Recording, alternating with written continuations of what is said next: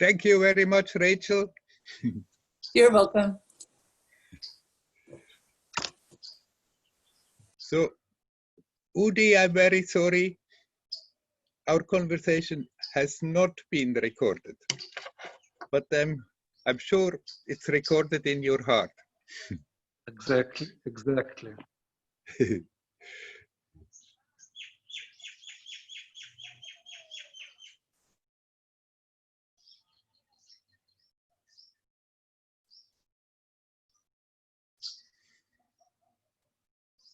Rachel, did you want to say something else or just give me the hint about the recording? Just a hint. Yeah, you're welcome. Thank you very much. Thank you. Is there anybody who would like to talk?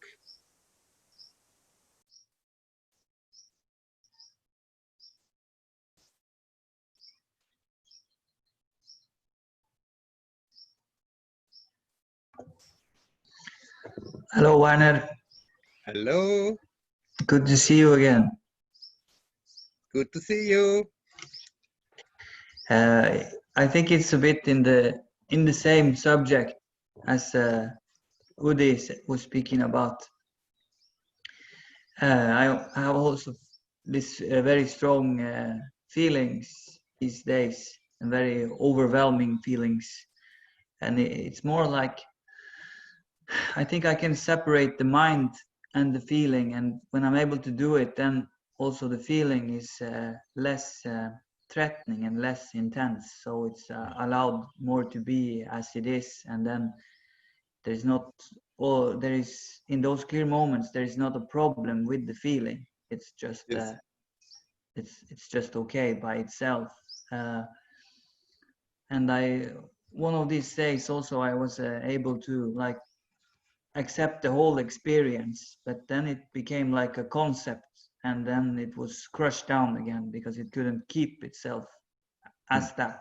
So I had some relief for maybe a week where I was able to be with everything, but then something came back, and it was another hard test to stay with this overwhelming feeling of and it's like a feeling which comes into the head of being very tired and very bad mood.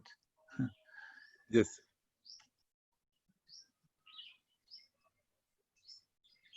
You want me to talk? Yes, please. Yeah. Right.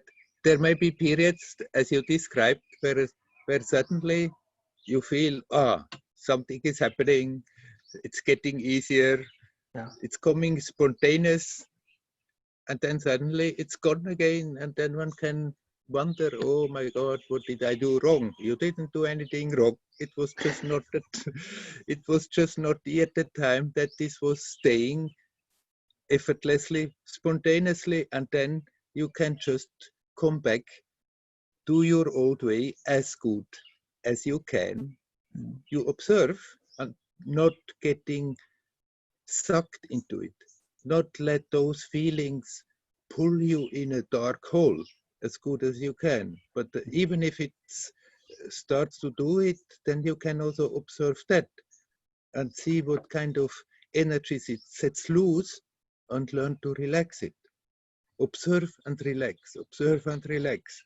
And when it's coming spontaneously, it's easy, it's happening, everything is fine. But when then suddenly it's gone again, don't get disheartened, then you just do it again as you did before, as good as you can, and it will come back, that it comes again effortlessly. Yeah, I saw actually the last afternoon, yesterday, I just had this strong emotions and very bad mood, but then it suddenly just went over by itself.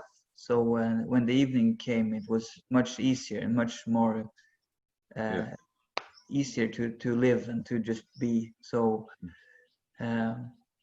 yeah, these things I also think about, what are we actually doing and what is just happening by itself, that what do we need to take responsibility for. and what can we actually do? That they come, you cannot say that you are responsible. But, and as long as you are not aware of it, what's going on, and you're just totally unconsciously being sucked into it, then also you are not really taking responsibility. You cannot really do something about it. But once you really recognize, oh, got me again, there I am, there you have the possibility to just think, oh, what the hell, and you just go with it, or then, or then you say, okay, no, now I'm doing it differently. You need not fight the bad mood. Then say, okay, let it be there. Come, invite it even. Stay there, but I see you, I watch you, and observe how it is functioning. And in that way, you don't feed it. And if you don't feed it, then gradually it has to fade away. Our moods that are negative, they stay so long because unconsciously we keep on feeding them. And as long as we are not aware of it, nothing can be done. But once you are aware of it, there in a way, you take up the responsibility that there at least you can attempt not to get sucked in. How much you are successful every time, that may also not lay in your hands.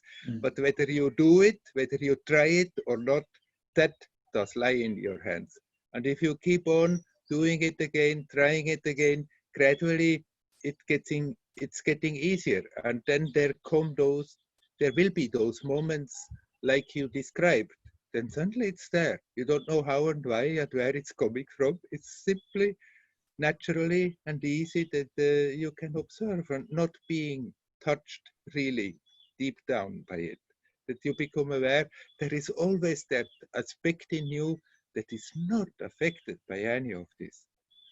But that you cannot do. You can just invite it, and you invite it by when these fights, these mental fights are going on, that you're not getting in the middle of it, but you just step out and watch what's going on and learn not to feed it and learn to relax it. That's the best invitation, that this other spontaneous happening can come by itself. We are left with that job. Somehow we have to do it. And no guru and no God and nobody is going to do it for us. We can get a lot of help, we can get a lot of support, we can get pointers, but then finally it's the story of each one we have come for that. We have come that in this life we can learn and we can grow and we can outgrow, and that's what we have to do somehow or other.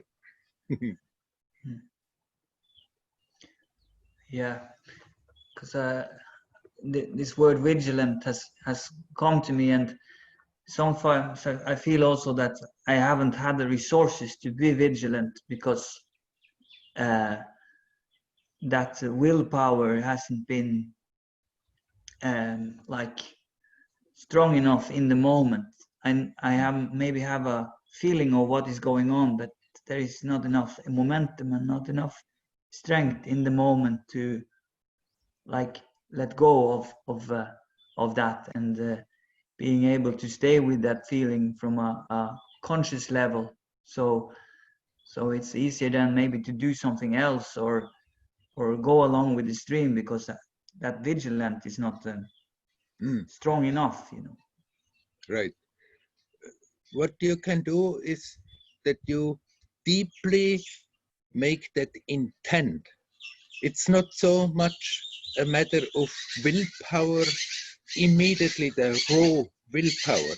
You can, for a moment, put your willpower on, no, now I want to do it different, but then you have to let go.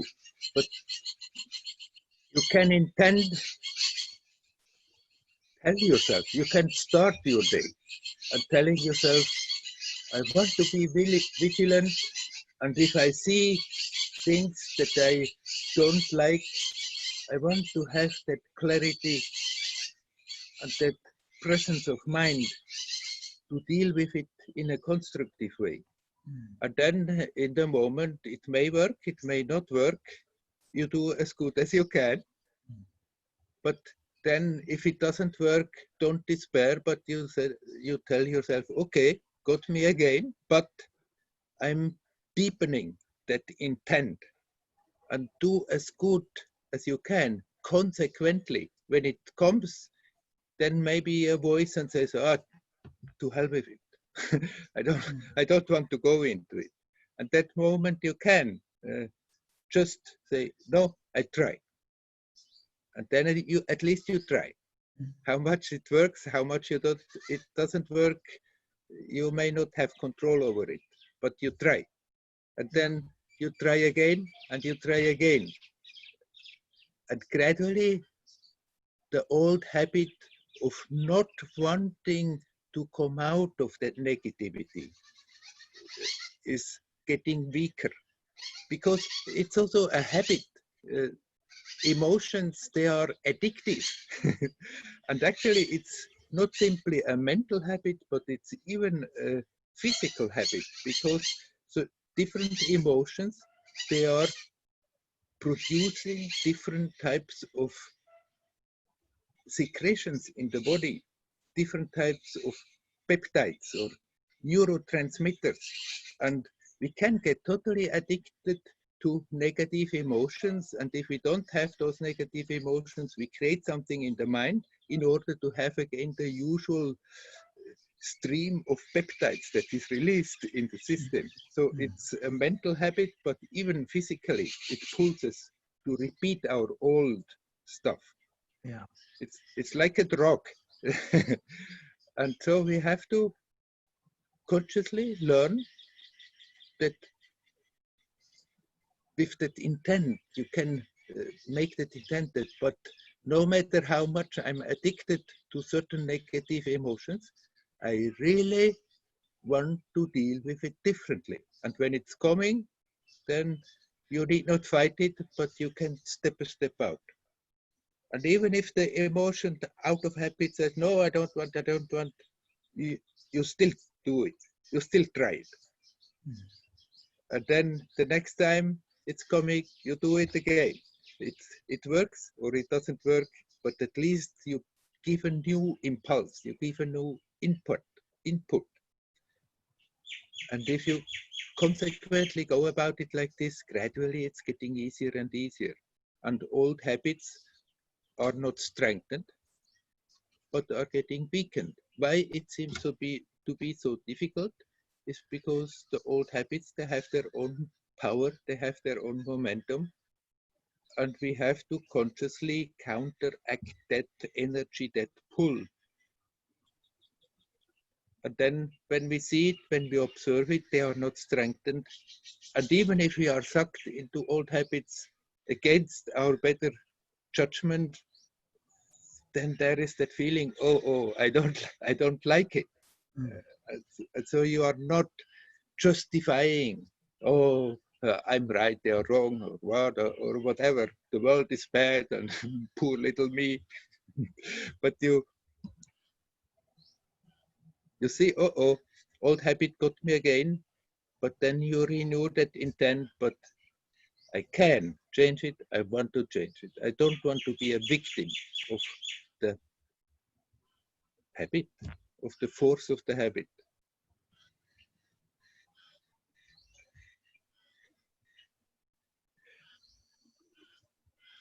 That's a job. That's a job. We grow up in a world and build up all that baggage. And then after that, we have a hell of a time to get rid of it again.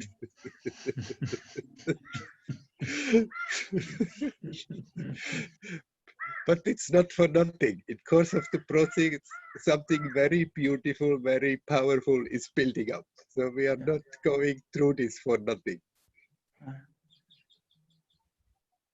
That's good to hear. I feel like after I don't feel like after I've come into this path that it has become easier. I feel like everything is just more coming up and testing, and I just have to look at it maybe more from a mature point of view, and maybe from a more grown up, and really to consciously think that, is this gaining anything, or is this just some kind of a drug or addiction, or some short-term fulfillment, Yeah. which is chasing the whole time. And it's been very addictive and like good, but that's before you like realize that there is something more beautiful and more peaceful beyond that, which doesn't require any condition or anything to just flow with that wisdom and freedom. So that change, it's like taking the control over it, but still it feels like there is some work which has to be done, and there's some maybe effort, or at least some conscious directions which has to be made to get into a better place.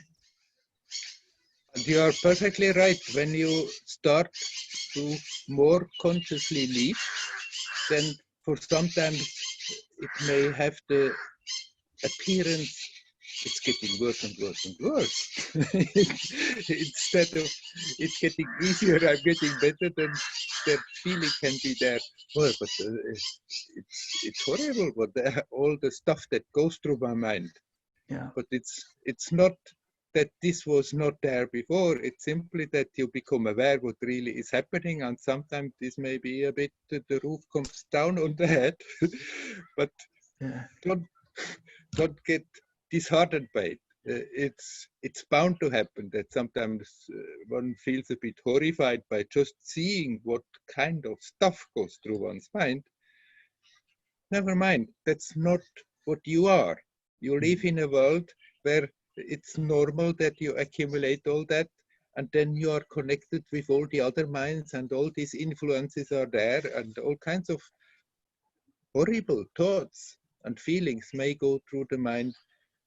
As long as we are not buying into them, they come, they go, they don't leave a trace. Yeah. Yeah, thank you. You're welcome. You're welcome.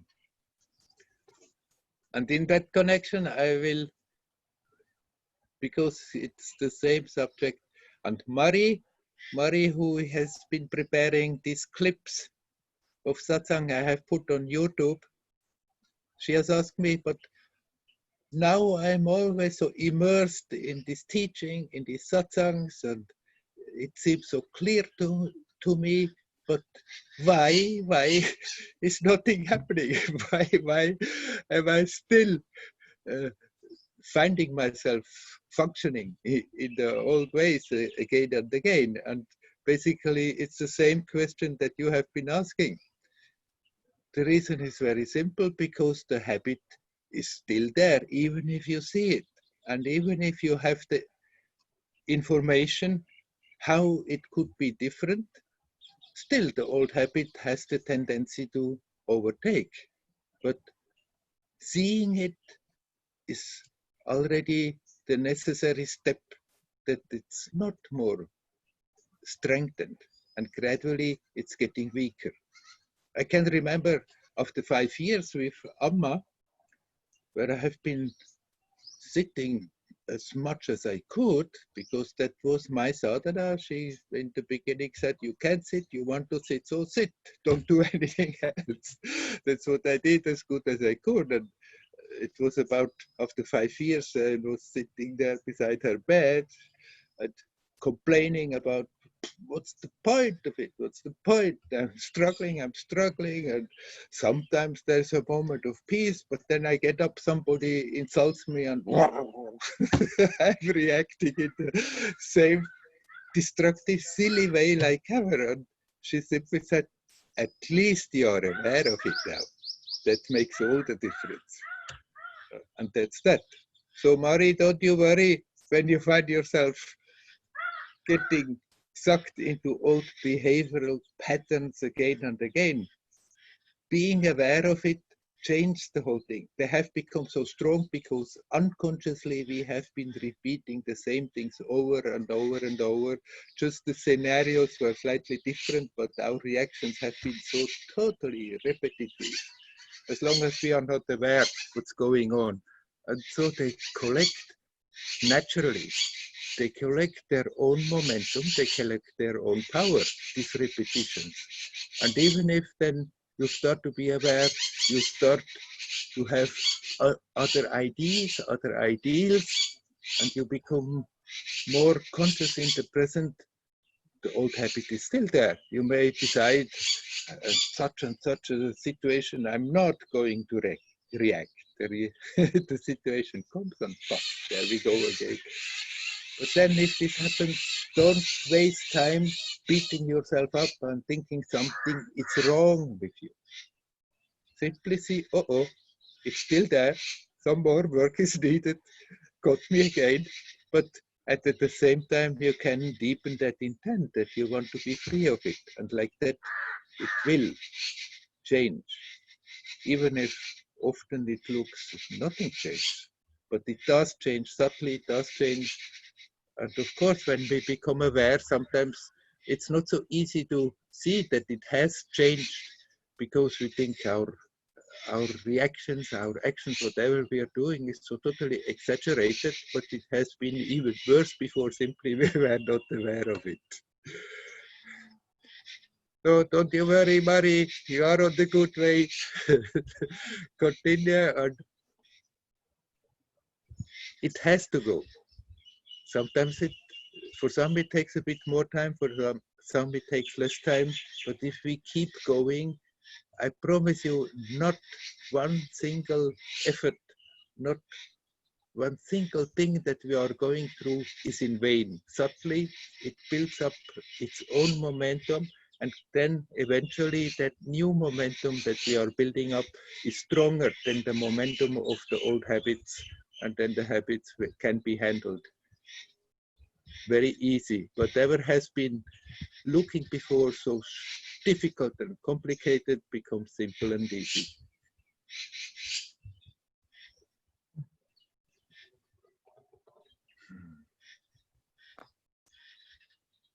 It's not even so difficult.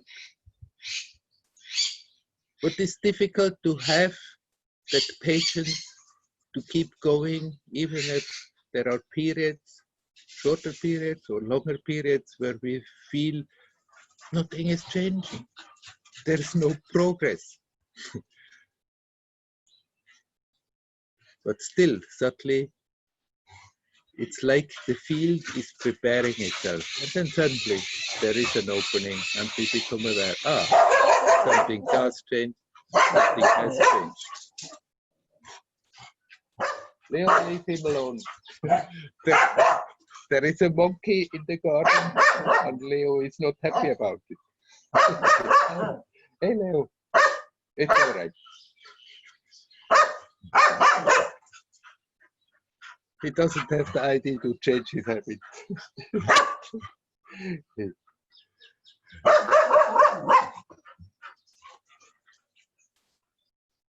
Okay, anybody else who would like to come in? You're welcome.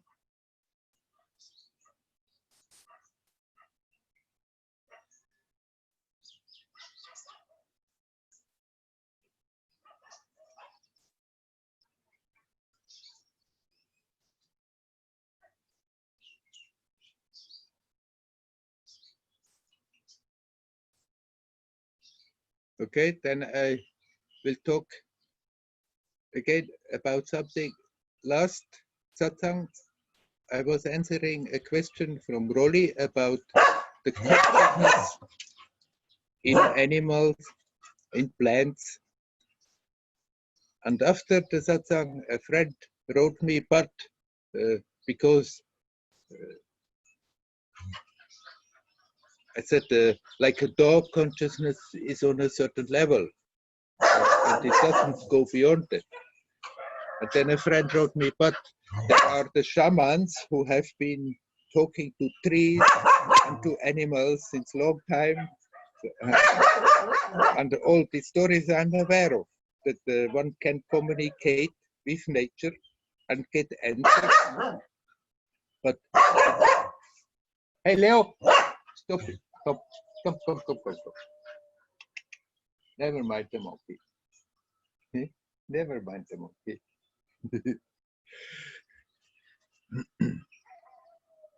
It's not really the tree that is answering or the animal that is answering, but nature, because there is the total innocence. They don't have clouded minds, neither a dog nor a so-called lower animal nor a plant, but there is that innocent connection, and naturally the opening to the spirit world is there, that it's not simply connected consciously on this level, but consciously also on subtler levels. And from that subtler levels, there are beings that can connect with this level through animals, or through trees, or through flowers, or whatever. We can get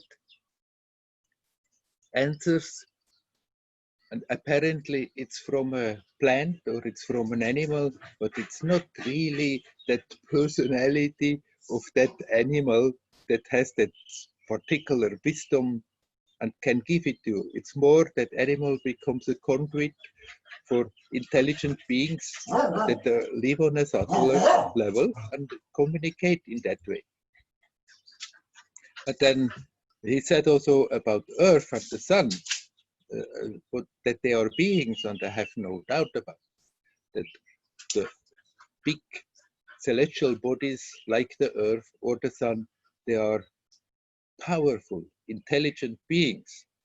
And they are guiding us, and they are protecting us, and they are hoping we are listening. Unfortunately, often we don't, but sure, this intelligence is there.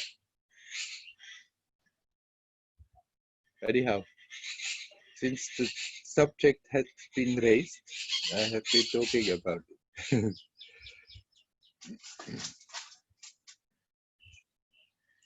Sometimes when I have talked like this, then I had the objection, because here Ramana Maharshi, he said he has liberated cow Lakshmi, and he has liberated the dog Jackie, and I think a crow. I don't know whether there have been other animals. And he often had said, but right, in the human form, we have all that potential, we have all this possibility, and the animal has not that. The animal has gone for another person to have the experiences on that level and then get out of it richer for that experience. Then the objection sometimes came, but Ramana has liberated animals. But that doesn't mean Ramana Maharshi has liberated them during their lifetime. He didn't do something to Jackie, and after that the dog was sitting in samadhi in a corner. It was at the time when they were leaving their animal form. Somehow he was able to guide their consciousness right back to the source. I don't know exactly what he did. I don't have that ability. I don't have Ramana Maharshi's power. But since he says, oh, I believe him, but it's not that he did liberate animals during their animal lifetime, but when they were in the process of getting out of that state, he caught that consciousness, he caught that being, and did something to help them to straight away get liberated. And then there are the stories abounding also here around Arunachala, that sometimes siddhas take up an animal form, and I can believe that, but that's a different story. That's an intelligent being that just for whatever reason picks up an animal form to appear like that. But that animal is not like all the other animals of that species, but it's a Sita who just plays momentarily in an animal form. So all this is there, but still, what I have been talking about last time is the general thing that consciousness is there. It's there in humans, it's there in animals, it's there in plants, it's there in matter. But it's a unique opportunity of the consciousness in the human state.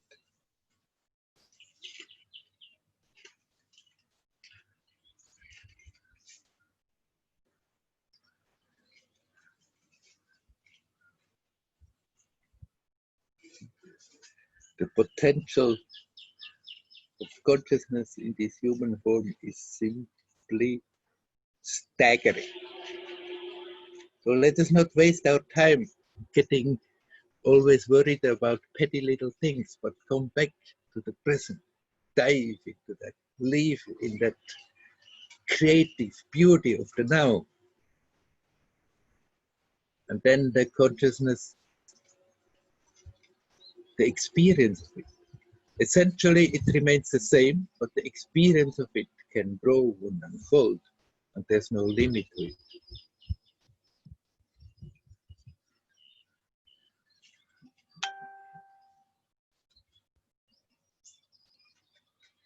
Anyhow, anybody else would like to talk about something?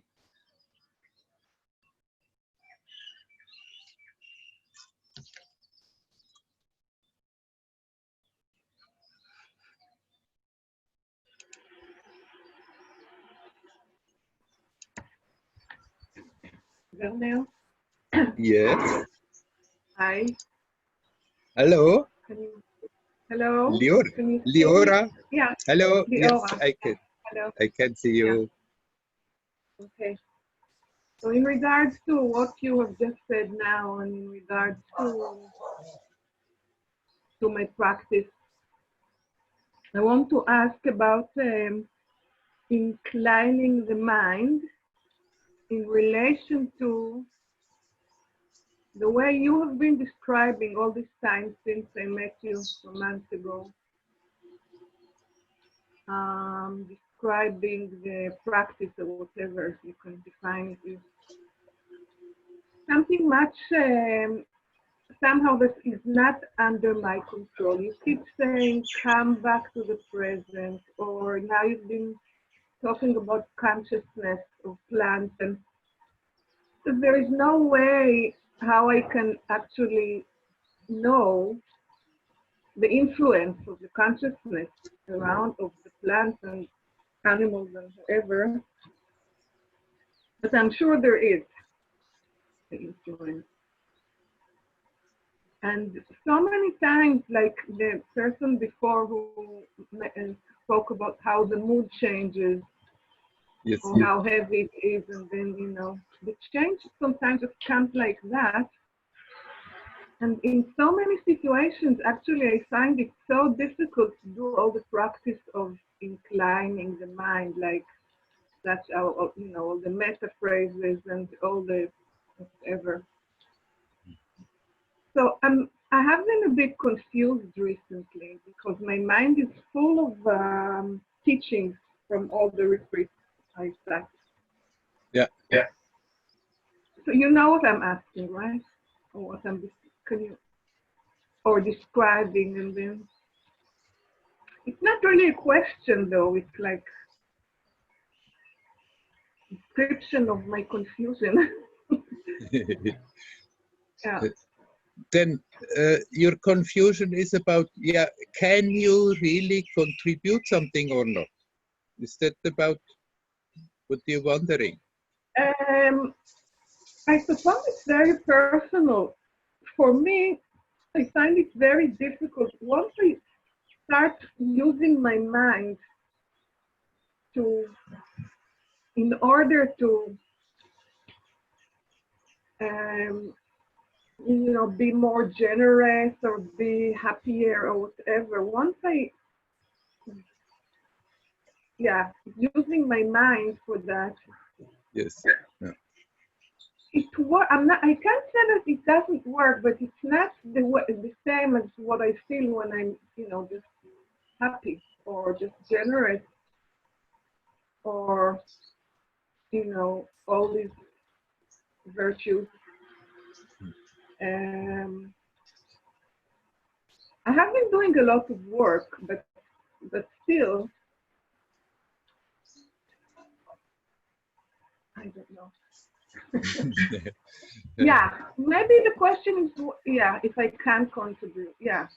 Yeah, And also the question is the balance between the work of the mind, as we've been used to, rather than just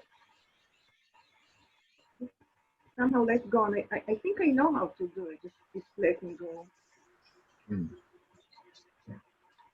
Have you been listening to modern Advaitic teachings? Not so. Yeah, some from Leland, another teacher in Israel, but I haven't been connected to it as I have been since I was in India, since I met you, and yeah. Anyhow, I mean, basically, you're right that with our mind, we cannot really get to reality. You cannot really touch your generous nature as you described it.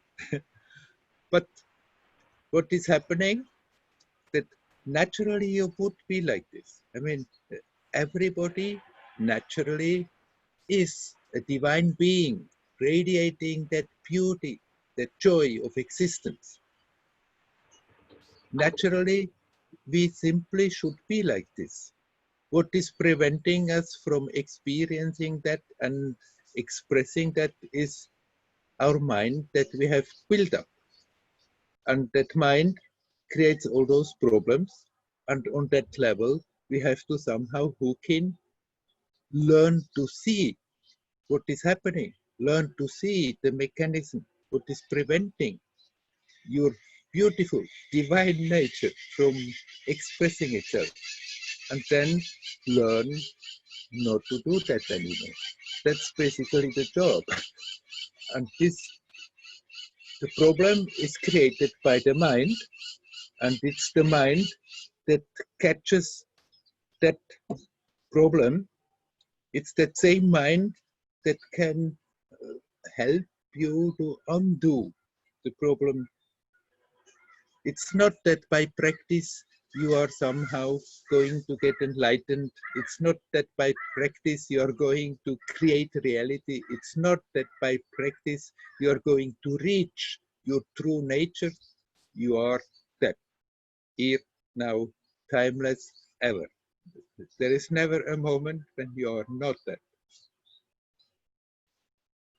But our practice, our efforts, they help us to remove the obstacles, to see the old habits, how we are creating again and again the same kind of tensions that prevent us from simply resting in that beautiful nature of ourselves.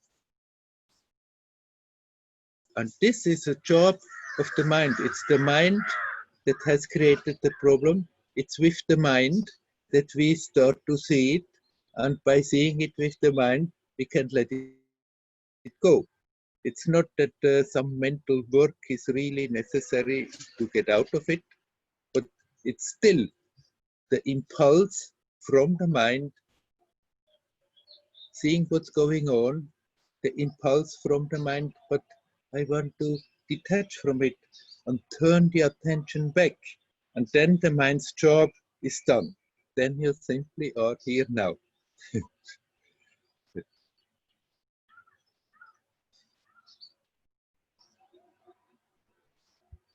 And if it's coming like you described, sometimes it's coming a lot, or at least that's what I understood, then okay, you need not be hard on yourself and judge yourself and try with a lot of mental gymnastic to do something about it. But if you somehow can just remind yourself, okay, let me observe it and not get emotionally involved. Klaus, please, you have still the microphone on. Can you turn it off? Because you're interfering. What I was saying is that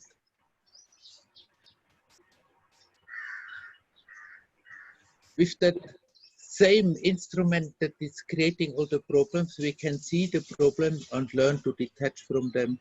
And then if we are not creating all those tensions, all those mental contradictions, then that inner beauty will start to manifest itself all by itself.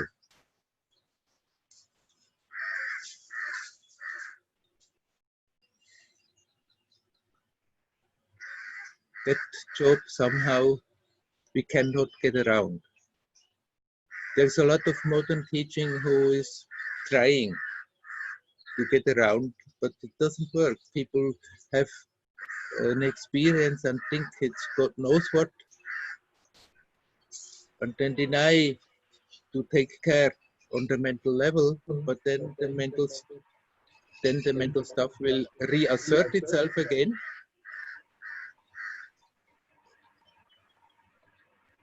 And we are still in the same boat, in the same story. Somehow or other, we have to learn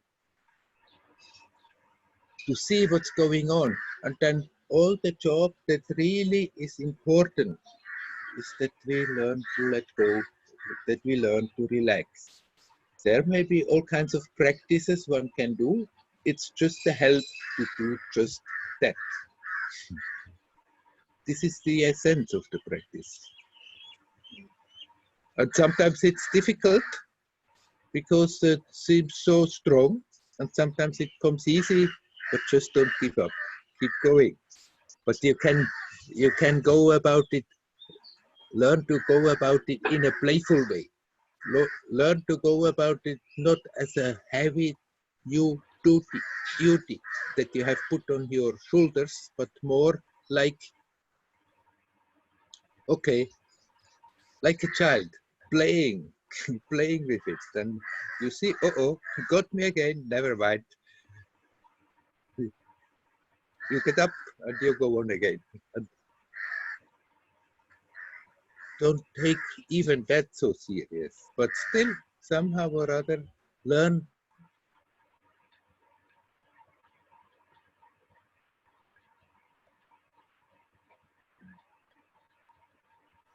to come to that space to don't feed it, and then whatever silly stuff that is going on will fade away by itself. Do you feel your question or whatever is answered? No, I was disconnected for a couple of minutes from the internet, Oh. so I'm not sure, but yes, and I will listen to it again, but I think you have answered my confusion. And then I will have to listen to it again. Yeah. I think I've missed a part of it. Yeah. Anyhow, it's on the recording. Yes. So yeah. Okay. Yeah. And then I can ask again next time. Okay. You're welcome. Yes. Thank you. Yeah.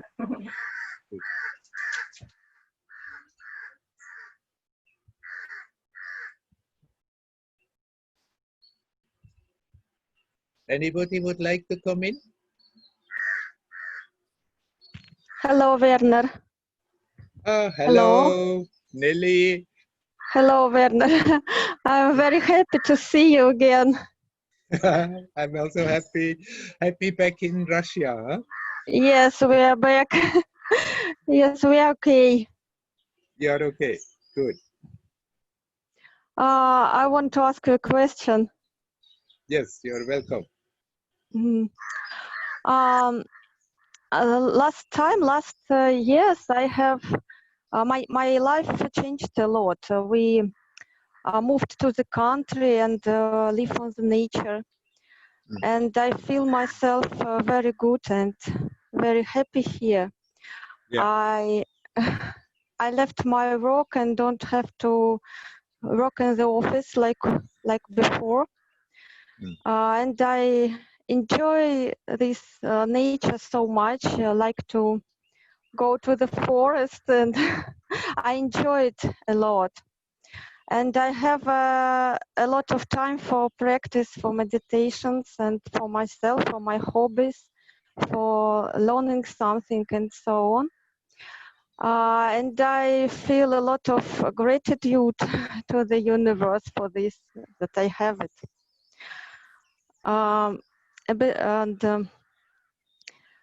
Besides this, I sometimes I have a question.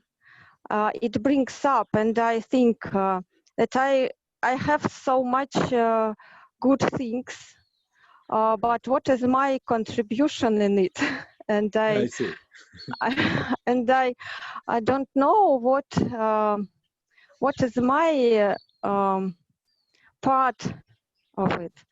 I don't feel that I have some special talents or some professional things that I can do.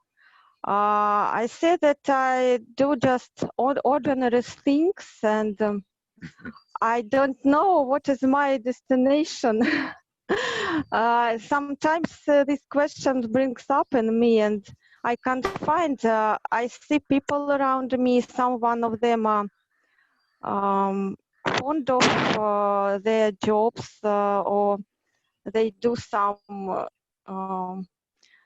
something like teaching or healing or massage or hot or haircuts. Anyway, it doesn't matter what, but they are happy with their job. So I can't find in myself something that I could share with pleasure in such a way. That's why I'm a little at lost with this.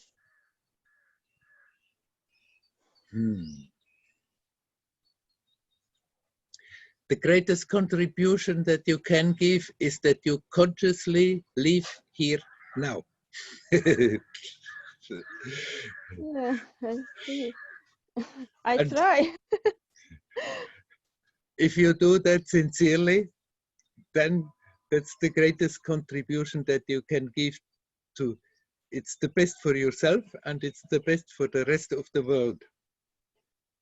If in your life something comes that is something like a vocation, something that you really have to do, that you came to do for, then this will come by itself.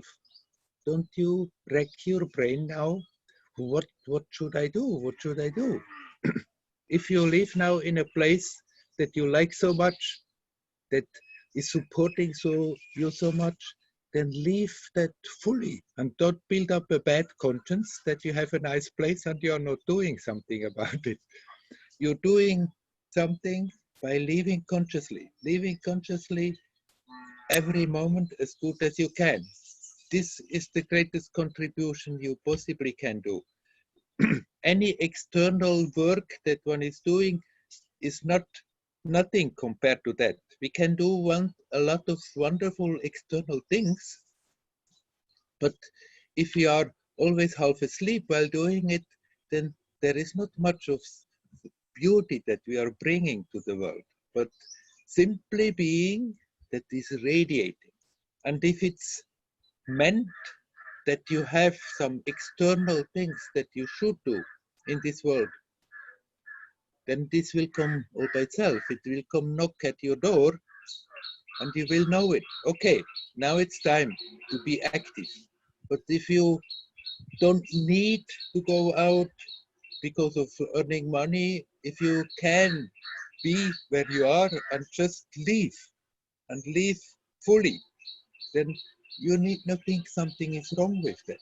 Do that until the external world is pointing to you clearly, it's time that you do something on top of that.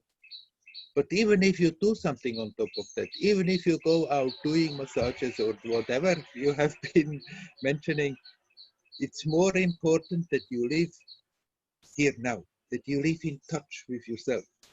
And if you have gotten such a nice opportunity now that you're so happy about it, then do just that and don't have a bad conscience about it. And if you have an external role that you have decided before coming to this life, you have to play eventually an important role or not an important role, then this will come by itself. You don't have to go out. Thank you, Werner. Thank you very much.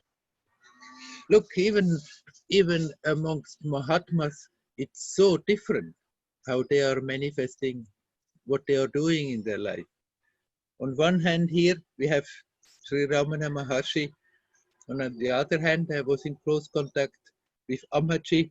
And according to the external appearance, they are so totally the opposite. And yet they are doing the same job. You can say Ramana, he was just sitting here. He didn't do a damn thing in his life. And yet just his intensity with which he has been living here, with which he had been living from moment to moment, has harnessed such an intensity on this level, such a power on this level. Of course, that being that was manifesting as Ramana was the first to benefit, but everybody else benefits also, and especially those who connect with him. And even now, some 70 years it's now that he left his body, and he is an inspiring force around the world. Not by doing a lot of external things, but by simply being here and living in that intensity. And Amaji is doing the same thing, although she's doing externally so much. She builds up a real empire of good doing things, and she herself runs and runs and runs from one place to another. And just right now, she's also stuck in the ashram because of the virus. But usually, she runs and runs and runs and hugs millions of people, and people love her for all what she's doing. But actually, even in an Amma, what really counts is that intensity of consciousness, that the intensity that is manifesting. And in that way, she's doing the same job like Ramana Maharshi, although externally one is doing a job all the time and the other has not done much of a job. But this is not the important thing. So don't you worry. If nothing is popping up right now, then just be where you are and live as consciously and as intensely from moment to moment and as happy as you can. Okay, Werner. Thank you so much. You're welcome. You. And give my regards to Sudha. I will tell her happily. Thank you very much.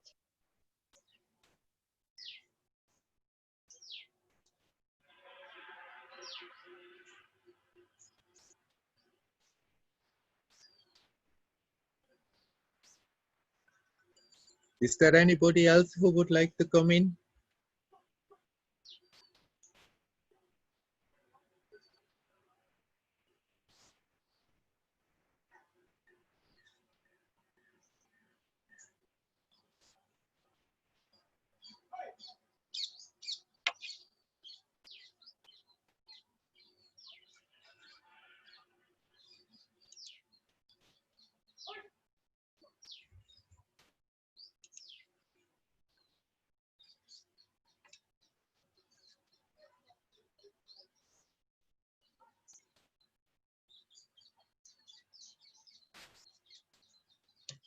Okay, there is another question from my nephew, second degree, from Rolly. He was asking, what is this external world, this world of appearance? Where is the limit? What life is out there?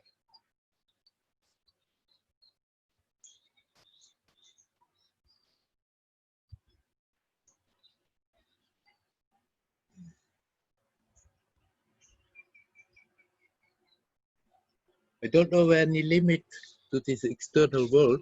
The universe has certainly its spatial limits, and yet there may be many universes like this. And all is life, all is a manifestation, an expression of that one mysterious, wonderful, majestic reality. Within the manifestation, there may be lots and lots of space where there is no conscious life and still life is there. I don't know how much intelligent life is in our physical universe, in our own solar system. I'm sure there is, but the distances are so far. And those from the other side who has the capacity and the wisdom to travel from from there all the way here, they may see that we are not quite ready to know about them and their technology, so they don't say anything. But not only is there this physical manifestation, there are subtle worlds. They can be in the same space, they can be in other spaces, and there is no limit to them. I mean, as Rolly asked also, how much life is out there? As much as you can possibly imagine, and way more than that. There are infinitudes of infinitudes.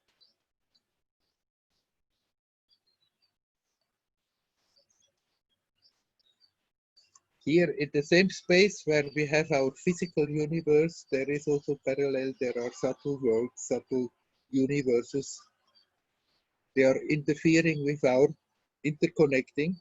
We may not see them, but many of them may see us. Life is simply out there in abundance and teeming. There is no limit to it. It's not possible that we can, with human imagination, somehow grasp this. It's just way, way beyond our limit of comprehension.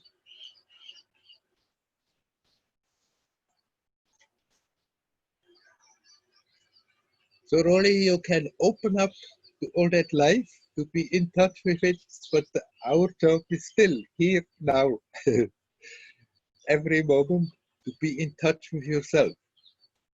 And then when it's the divine will, you may start to see that there is other realities in the same space. You may start to feel connections.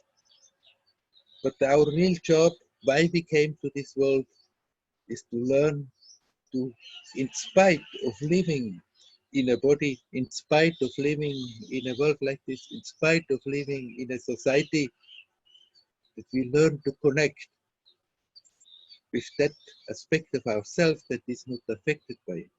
And if the more we can do that, the more we are rooted into that, then every experience we are going through is so enriching, and we're learning all the time from everybody and every day.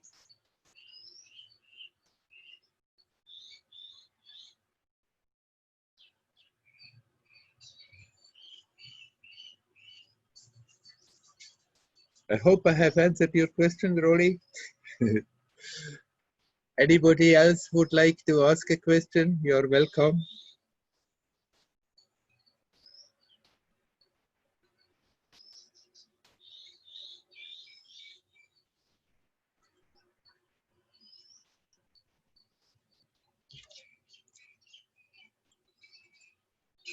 More than 40 people are here. Nobody has a question?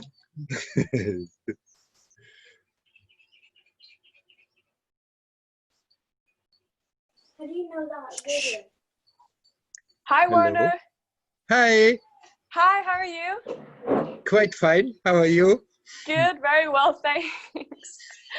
I just have a quick question.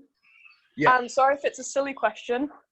but it Never has to mind. do with, so I've been also listening to some of Muji's sayings. And he in one of his Satsangs videos, he gives a brief little introduction to how he got into all this, the start of his spiritual journey, basically. And the way he describes how at one point there was a clergyman or someone in a church connected to the church, basically. He became very good friends with, and then that lovely human blessed him or whatever. And then after that, he had this experience of beautiful lightness, and he noticed all the sun, and basically it was kind of the beginning of he calls it his awakening or whatever. And I was just wondering, is that something that you have to, sorry, this is a dumb question, but get through another person like that, or is it something that comes to people also through nature, or is there a list of specific places that people get that experience from, or is it just not something you could possibly ever pinpoint like that? Actually, it's the last that you said. You cannot possibly pinpoint. And these openings that suddenly, I mean, it's not that if one has an experience like that, like Muji described, that after that you are awakened and you are in a new state, but it may be enough that it just jolts you out of the usual way of functioning from day to day, that you start to question, that you start to more consciously live. But this can happen in no matter way. It can happen when you watch a movie. It can happen when you walk in nature. It can happen in a confrontation with somebody. That suddenly you think, hey. And actually, for most of us, such moments have to come quite many times until we really take the hint enough that we start to consciously make an effort to bring the attention back to the source. So it's not that you have to go out and look for the one who is blessing you, laying the hand on your head.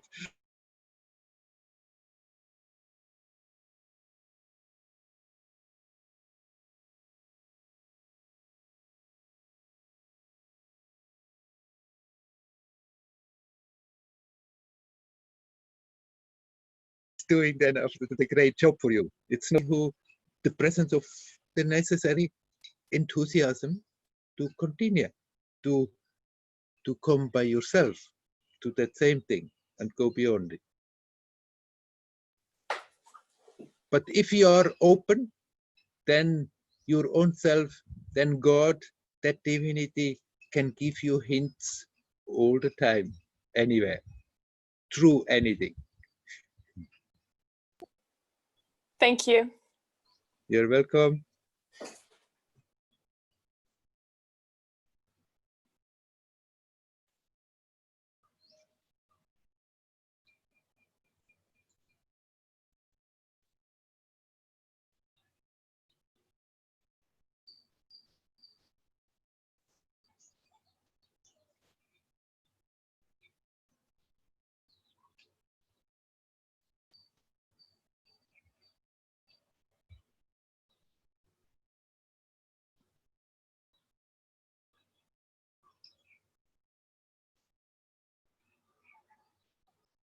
Anybody would like to come in?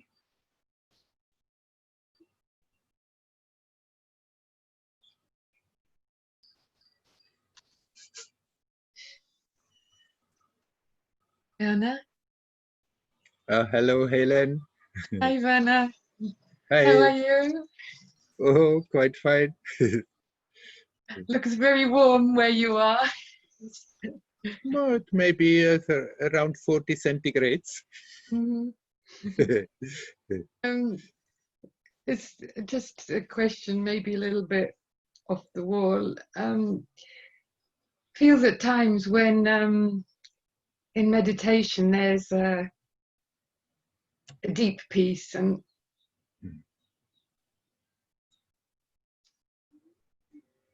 when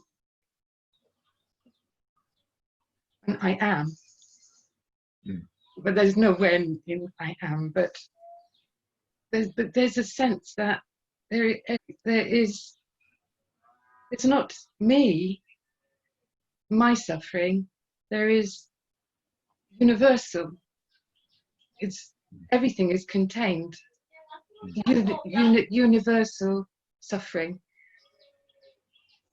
is contained within me, as is is a sense of universal heart, and it feels like it's all being absorbed in the universal heart and transmuted.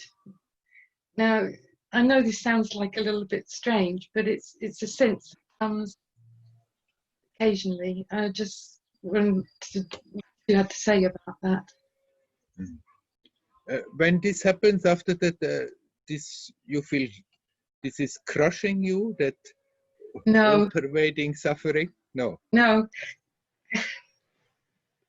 Even when I speak about it now, there's a gratitude and Great. a wonder that happens in the heart. It's like, it's not crushing, it feels like it's the world of suffering, but it feels like it comes through the heart and transforms into wonder and beauty and amazement. Right. Then you become aware, maybe without even having thought like this, but when you touch that, you become aware, none of that suffering is in vain. Yes. All the beings that go through their suffering, they are at the same time totally unaware of it, but at the same time, they are accumulating something extremely precious, extremely beautiful. And those beings going through that suffering at a certain point will start to consciously reap the fruit of it and experience what they have accumulated. Sometimes in the mind one may think, if you become more sensitive and you become aware of the immensity of the suffering there is around this world, this may crush you, but no, because at the same time you become aware this suffering is not in vain. This suffering brings something precious. And then you can see the suffering still. That doesn't mean we have to continue suffering. Still, that doesn't mean if we can relieve a suffering, we should not do that. But as long as people refuse to bring the attention back home and live from that perspective, as long as people live on the level of the mind and create that sense of separation of the me and the others, the suffering is inevitable. And yet it's not for nothing. It always makes people grow. It always brings something beautiful. So it's great that you can feel that in spite of suffering, it's not just bad, bad, bad, but there is something very beautiful happening at the same time. Nevertheless, on this level, if we can relieve suffering, let's relieve suffering. And we don't have to grow and learn in that way, because we can learn to touch that beauty without the need of being forced by way of suffering. We can create that intensity simply by consciously connecting, playfully, joyously, and then suffering is not needed. So nobody compels us to suffer, but we with our mind. I mean, there are bad circumstances, there are good circumstances, but that's not what I'm talking about when I talk about suffering, and that's not what you touched there. But the suffering is that mental anguish that we are creating by resisting to what we are experiencing. And as long as we are resisting all the time, then we are also all the time creating suffering. And yet that suffering is doing something. It's doing something far more profound and far greater than what people are aware of when they are producing them.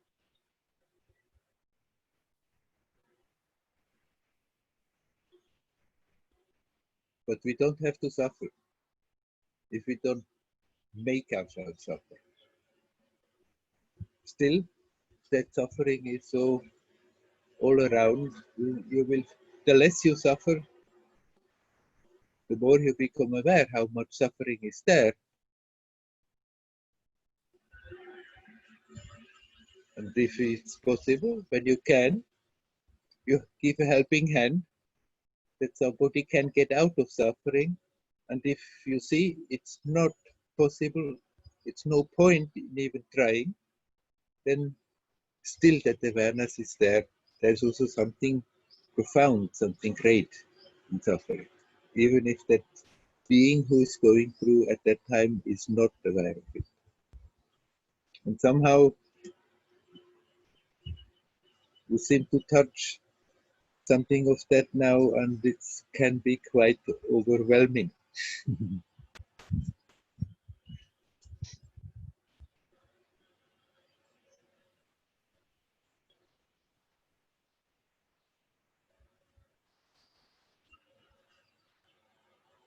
It feels like there's no me there. There's no me there. It feels like there's no me. There's no me. It's just you. No me.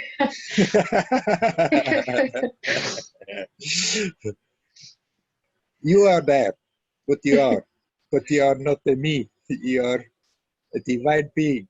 You are not something you think you are. And when that is absent, then you are still there, but not in your usual experience of me, of self-definition. I'm like this, I'm like that.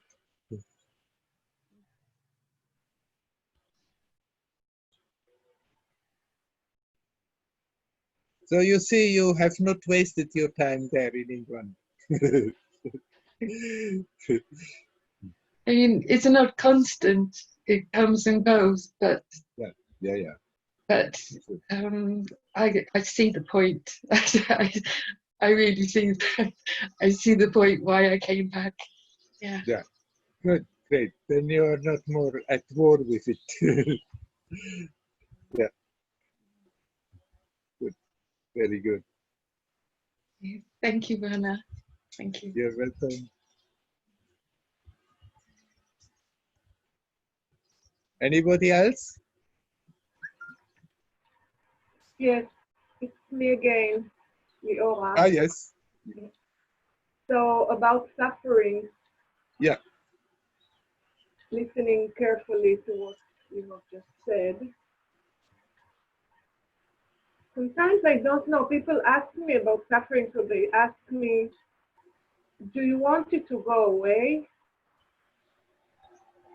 So, I mean, if it's a pain or if it's a mental condition.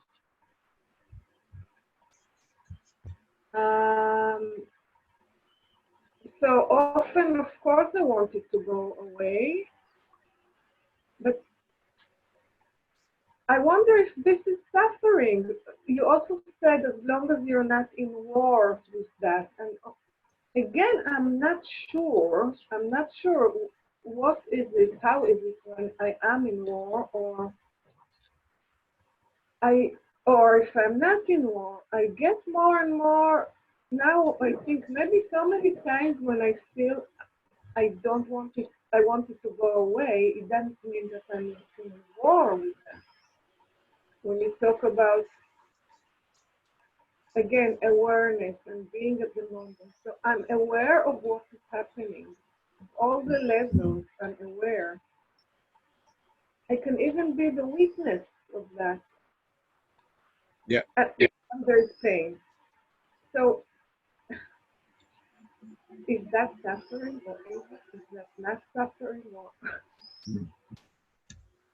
I mean, it's also a matter of words, and we have to yeah, understand what we mean with the words, and different people may be meaning different things.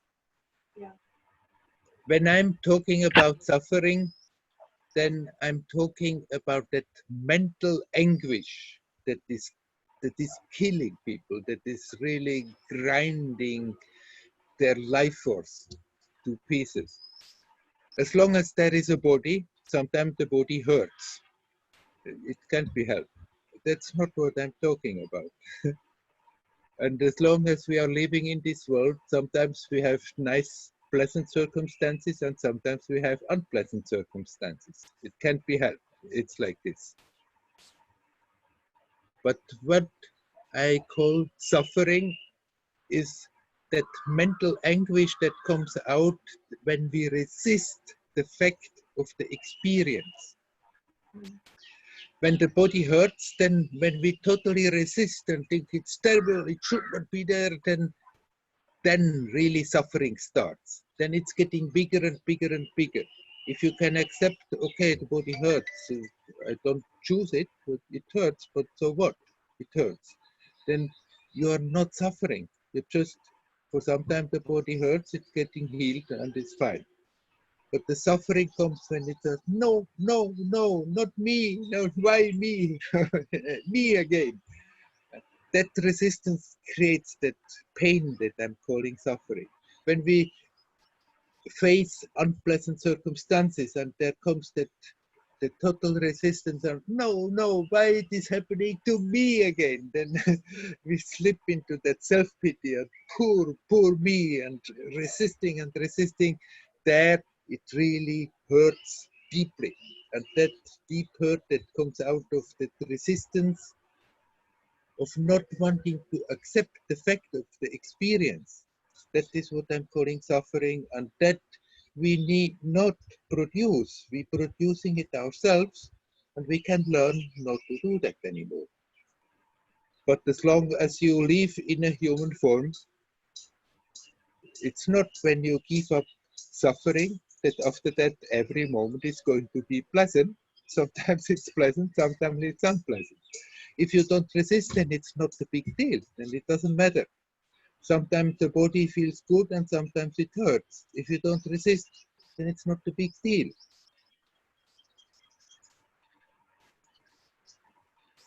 Suffering is, the way I define it now here, is not necessary. But as long as we refuse to learn to accept, and accepting situations doesn't mean weakness. Accepting situation is not as a victim. Accepting a situation doesn't mean, okay, it's happening to me, I can't do anything about it.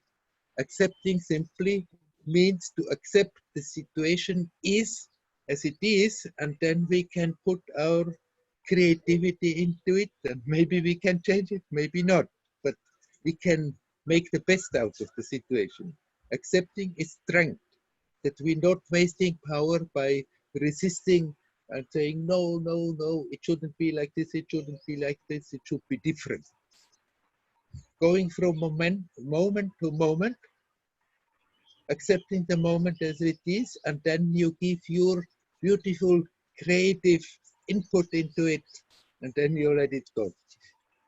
Then you don't suffer, you go playfully, but as long as we are living in this world, still, sometimes it's going to be pleasant, sometimes it's going to be unpleasant.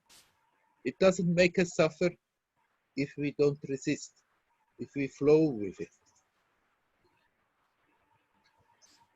so you know, Werner, I still have the memory, I think, in my system about not wanting to accept difficult situations that are not specifically connected with my life, like let's say in Israel, for instance, now.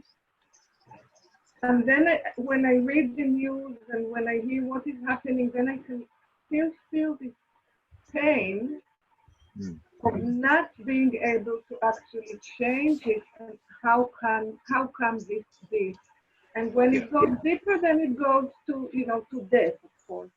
I mean, how can I not, or how can I not change the situation altogether when it comes to death? The fact that one day, sooner or later, I'll die. I was born and then I will die. And that's maybe this is where it all comes to.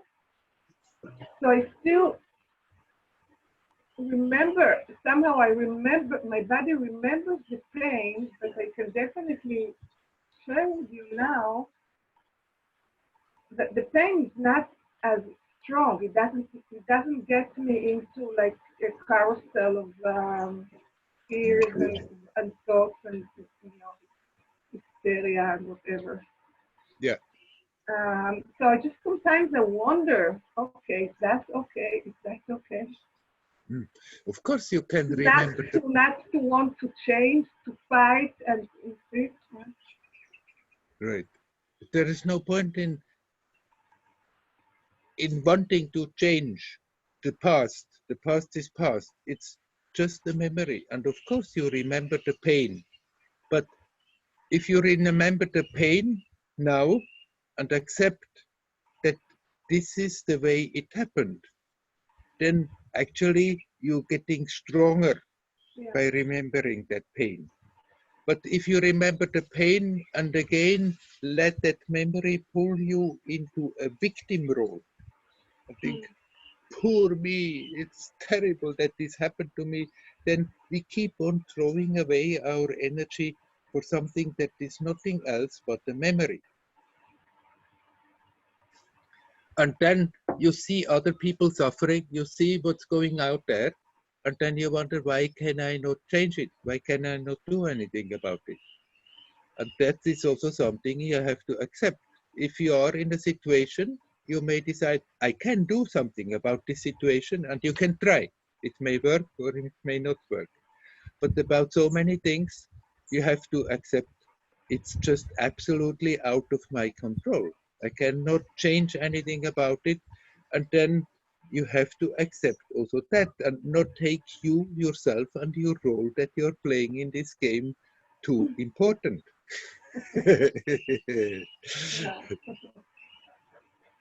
Change when you can change and accept those things they are the way they are, that you cannot change.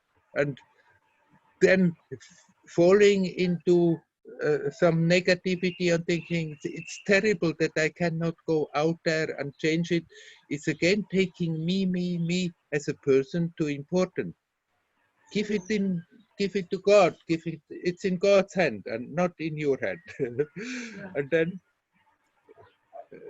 you can accept, okay, these people, they are again going through experiences, terrible experience often.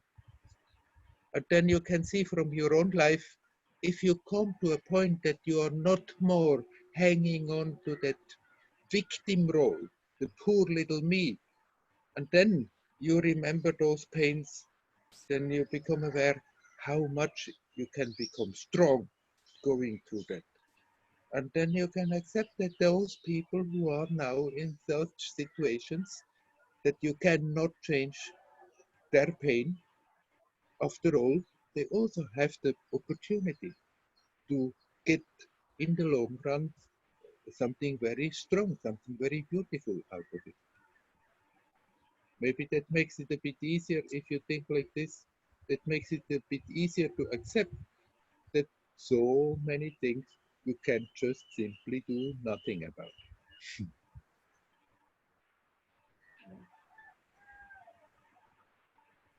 That's a big movement towards letting go. I feel that often I'm still holding on to this idea, that you should be able to do yeah, something. Right.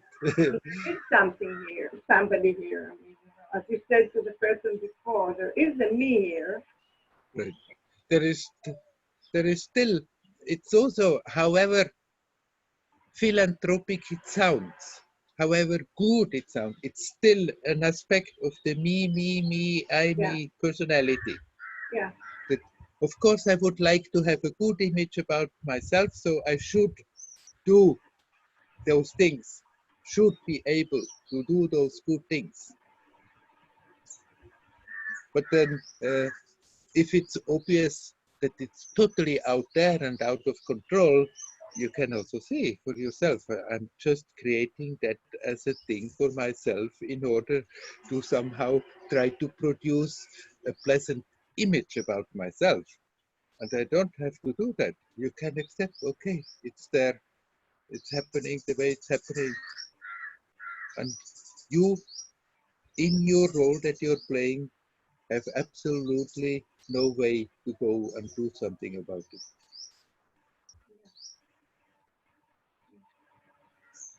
Thank you. Change when you can change, and if you cannot change, then leave it to God. Yeah. Right. Thank you. Hari Om, Hari Om.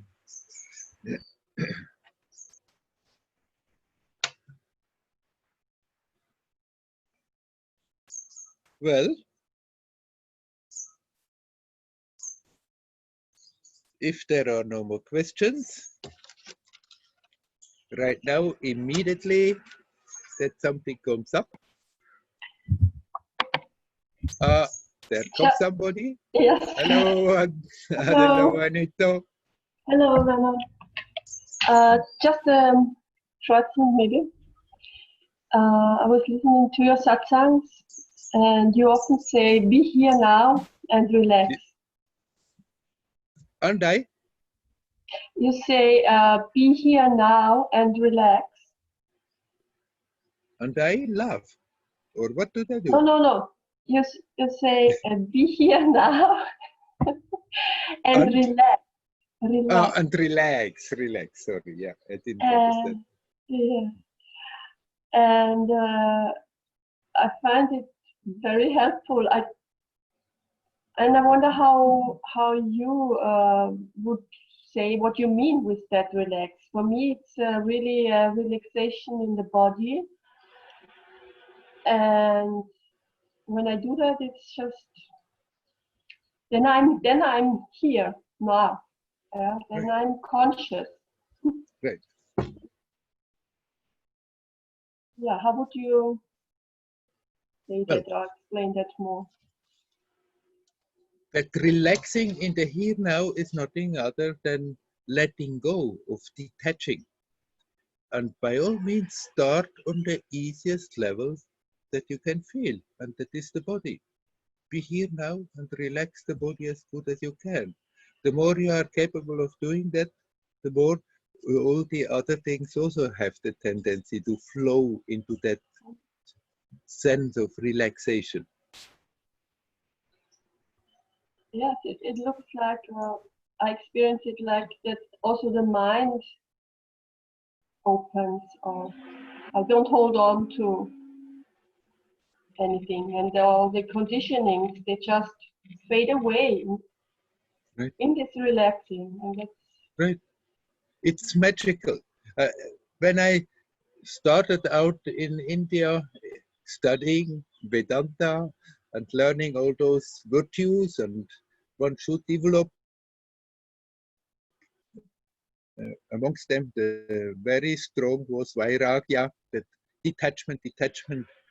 It looked to me as something like something moral that we have to achieve, something difficult to achieve, something we have to really hard work on, and then eventually we can detach. And then from my own experience, eventually become aware, hey, come on, just relax. The more you're relaxing, that detachment is simply there. It's not, had nothing to do with morals. It's not a morality there. It's simply that the more you are capable of being in the present and relaxing, the more you are in your natural state, the more you are in a constructive in a beautiful way, using that life force that is there, expressing it in a most divine way. You just have to learn to be here and relax. That relaxing, the more you do that, the more that detachment, which I looked at as something hard to achieve and a moral thing that is like a badge you can put on the, on your person, on your shoulders as a good personality. The more you simply relax, the more this is simply there. Right. You're on the good way. Just relax physically and see where it leads you. Here, now, and relax. Relax, relax, relax. Sometimes people misunderstand. They have the idea relaxing that you just lie around the whole day. You can be active, you can be not active and relax. You can. It doesn't mean to become lazy. Relaxing simply means relaxing. Whether you are lying, whether you are sitting, whether you are standing, whether you are walking, whether you are very gently going somewhere, or whether you are very, very active. If in that big activity you can have that presence of mind to tell yourself, relax, suddenly it becomes totally different. And you can relax whatever you are doing or when you are not doing anything. It's not laziness, it's simply relaxing. Yeah.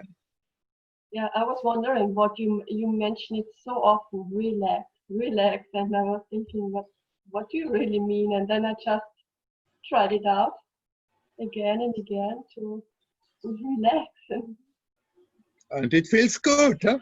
it's wonderful. Right. Right.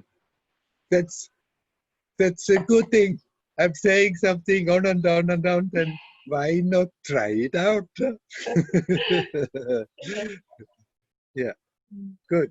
Great. Thank you very much. Continue like this. Ariyo. Ariom. All right. Shall we stop for today? I'm stopping now the recording.